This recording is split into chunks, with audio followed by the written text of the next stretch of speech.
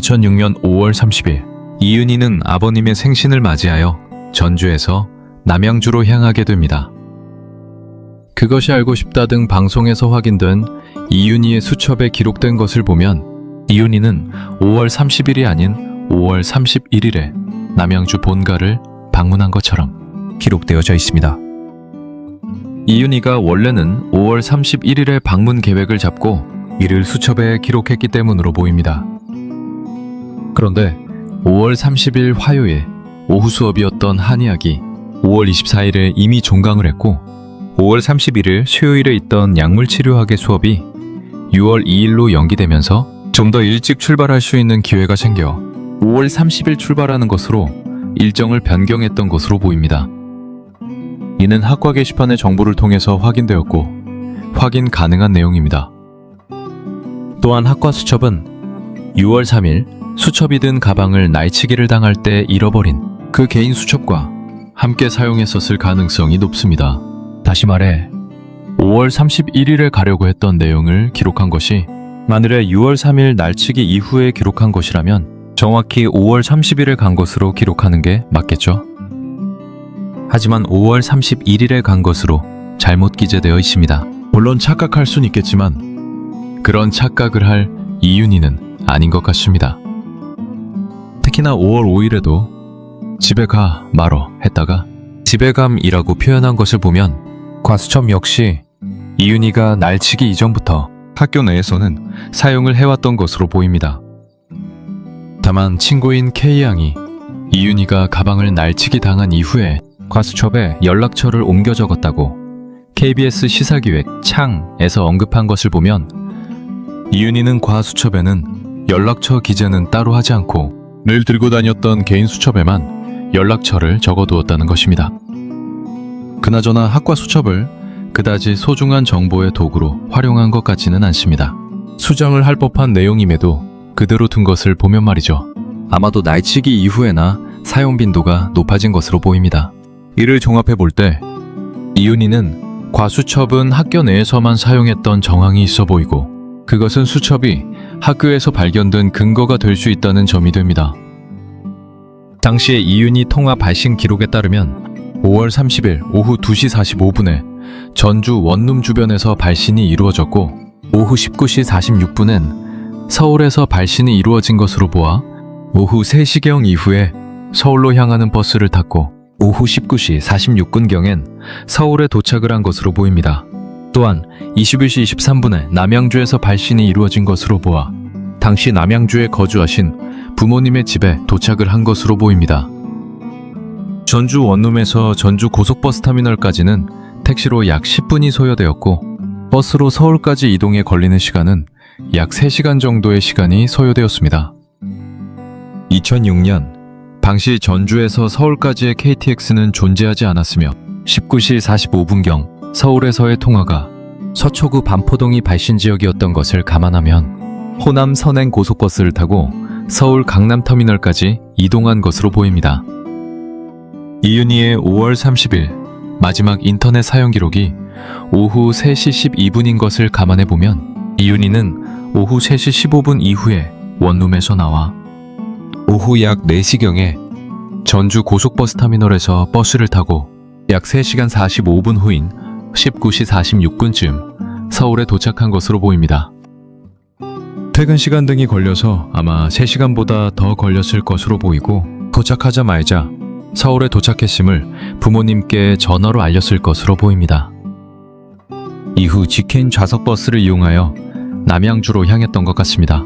오후 19시 45분경 서울에 도착하고 밤 21시 23분경에 남양주 진건읍에서 발신이 이루어졌는데 서울 발신과 남양주 남양주발신의 시간 차이가 실제 약 1시간 40분 정도 서울에서 남양주까지의 이동 소요 시간과 일치하고 당시 직행 좌석버스는 남양주 진건읍에 위치한 정류소까지 갔기 때문이죠.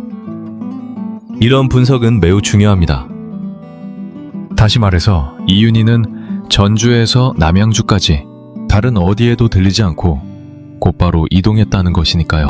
5월 30일부터 6월 2일까지 가족 외엔 누군가를 만난 적도 없다는 점은 이후 그녀의 행동 패턴을 이해하는 데 도움이 됩니다. 남양주에 도착한 이윤희는 곧바로 전화를 걸었는데 남양주에 이제 도착했다는 것을 부모님 혹은 언니에게 알려주는 통화였을 것으로 보입니다. 물론 그렇지 않을 수도 있습니다. 만나는 남자가 있었다면 말이죠. 검찰은 발신 내역의 발신 대상이 누군지는 밝히지 않고 있습니다. 본인들은 잘 알고 있겠죠? 아버님의 생신은 5월 31일이었습니다.